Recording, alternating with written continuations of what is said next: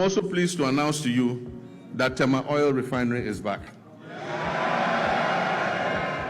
For several years now, Ghana has had $1 million refinery sitting in their country doing nothing. But today, everything has changed. President John Dramani Mahama just announced that the Tema Oil Refinery is back and running. But then, this is also the first refinery in West Africa to come back to life. Let's not forget, Nigeria has 2 oil refineries until date. They've not come back to life. Since they packed up, they've just been there.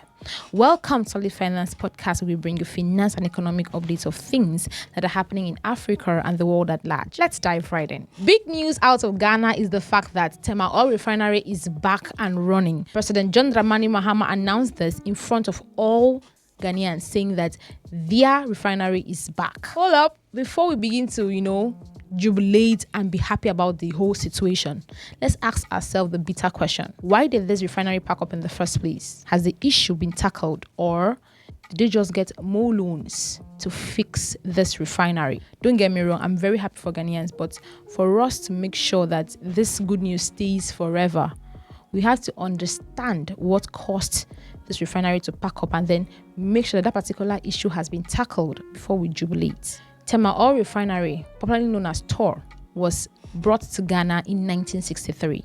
This refinery has a capacity of producing 45,000 barrels of oil per day. The Tema Oil Refinery was not just a factory or a refinery, it was a symbol of Ghanaians' independence. Then, somewhere along the line, this particular symbol of independence became a headache and a thorn in the flesh for the Ghanaian government. The Tema Oil Refinery had a very slow death.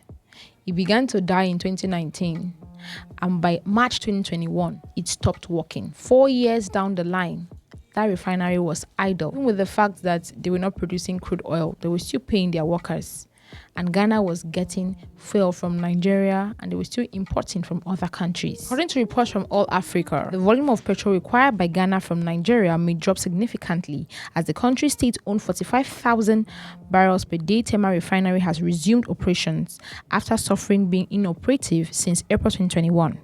Nigeria's 650,000 barrel per day Dangote Refinery was the biggest supplier this year, sending 27,000 barrels of oil product to Ghana. The restart will help ease the country's reliance on clean product imports, which have more than doubled since 2017 to 128,000 barrels per day this year, including 65,000 barrels of diesel, gas oil, and 2,000 barrels of gasoline, according to Pella data. Now, this means that as the Tema Oil Refinery has come back, imports are going to reduce for Ghanaians. But then, let's go to the particular business of the day. Why did the Tema Oil Refinery pack up?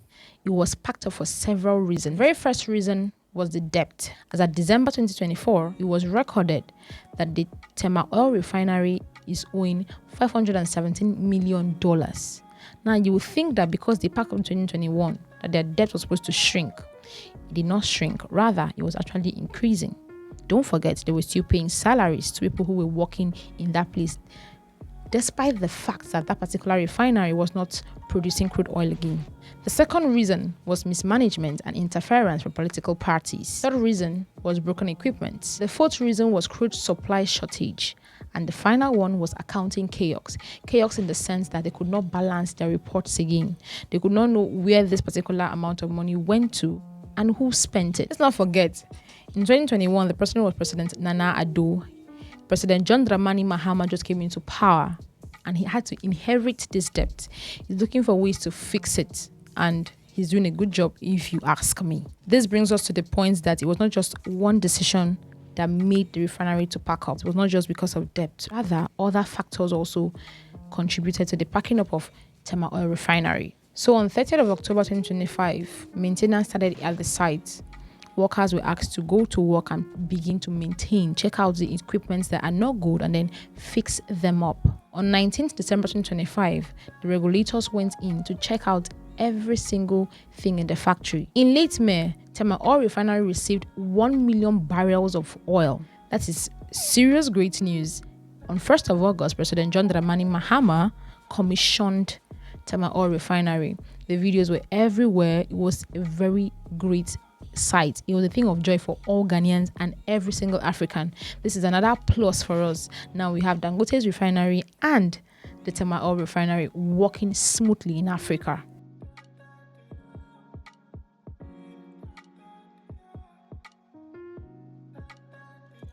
Today is more than just the commissioning of refurbished refinery units at all, and it's more than just the receipt of another cargo of Ghanaian crude oil. It is above all a declaration of purpose. We're here to celebrate the resilience of a nation that refuses to surrender its strategic assets to decay and decline. A functioning refinery represents more than just industrial capacity. It represents confidence, it represents jobs, it represents technological capability, it represents energy security, and above all, it represents a nation's determination to control more of its own economic destiny. Since May this year, Tema Oil Refinery has successfully received 3 separate 1 million barrel cargoes of crude oil. This represents a clear statement of government's commitment to ensuring that our petroleum resources increase value and create value here at home. Of these deliveries, the refinery has already processed 2 million barrels into a wide range of refined petroleum products. As we implement the 24-hour economy initiative and the accelerated export development program, institutions such as TOR will play an increasingly central role in expanding industrial production. The revival of Tema Oil Refinery demonstrates that Ghana can rebuild its strategic institutions, add value to its resources, and chart a path towards sustainable prosperity. May these facilities continue to power Ghana's industrial reform and contribute to a stronger, more prosperous. This is a very, very, very great news because I'm so happy for Ghanaians, the same way I was happy for Nigerians when Dangote Refinery was commissioned. Now, the fact that they have commissioned Tema Oil Refinery does not mean that the debt of $570 million has been taken away from them. Now, this is me thinking aloud. Do you think that in the next 5 years, Tema Oil Refinery will be able to pay back their debt? Because at this point, I feel like they're going to be running on a little loss because they will have to use all of their profits to fix their debt. Just hope and pray that the Tema Oil Refinery reaches its full capacity so that they can be able to pay off the debt and then start making revenue for their government. All the workers are happy, all the workers are encouraged, all the workers are so filled with joy. So we are so excited at Tema Oil Refinery today. Beside me is the captain of the vessel, MT Apache. We are so grateful to His Excellency the President for promising the people of Ghana that he was going to link the upstream and the downstream together. He promised that he was going to give Ghanaian crude oil to the Tema Oil Refinery. This is not the first time he's done this. He did this in his first term in 2016. And coming back into power, this is the first time he's giving the Ghanaian crude to TOR. We are happy to report to everybody that the president has fulfilled his promise, and there's equivalent of 1 million barrels of crude in MT Apache.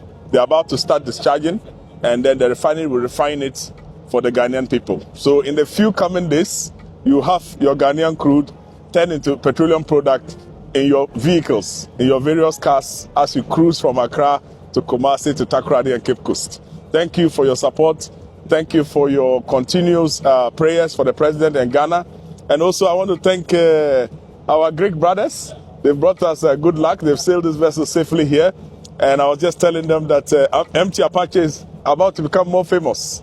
So thank you very much for the hospitality. Thank you very much.